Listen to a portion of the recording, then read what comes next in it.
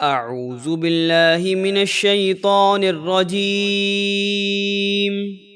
میں پناہ مانگتا ہوں اللہ کی شیطان مردود سے۔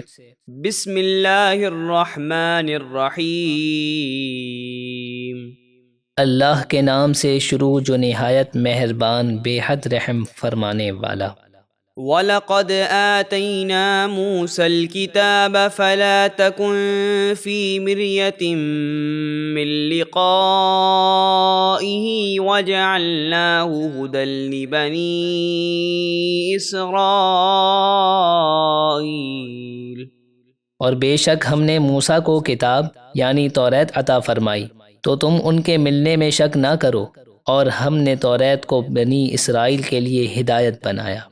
وَجَعَلْنَا مِنْهُمْ أَئِمَّةً يَهْدُونَ بِأَمْرِنَا لَمَّا صَبَرُوا وَكَانُوا بِآيَاتِنَا يُوقِنُونَ۔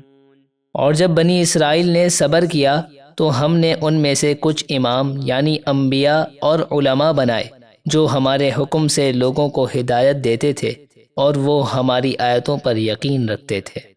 ان ربک هو یفصل بینہم یوم القیامۃ فیما کانوا فیہ یختلفون۔ بے شک آپ کا رب قیامت کے دن ان کے درمیان فیصلہ فرما دے گا جس میں وہ اختلاف کرتے تھے۔ اولم یہد لہم کم اہلکنا من قبلہم من القرون یمشون فی مساکنہم ان فی ذلک لآیات افلا یسمعون۔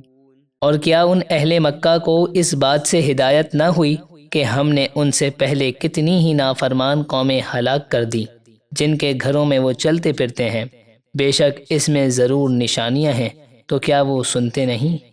اولم يروا انا نسوق الماء الى الارض الجرز فنخرج به زرعا تأكل منه انعامهم وانفسهم افلا يبصرون۔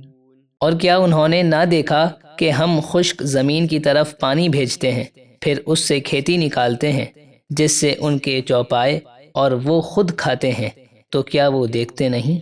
وَيَقُولُونَ مَتَى هَذَا الْفَتْحُ إِن كُنتُمْ صَادِقِينَ۔ اور کافر مسلمانوں سے کہتے ہیں اگر تم سچے ہو تو بتاؤ یہ فیصلہ کب ہوگا، یعنی عذاب کب آئے گا؟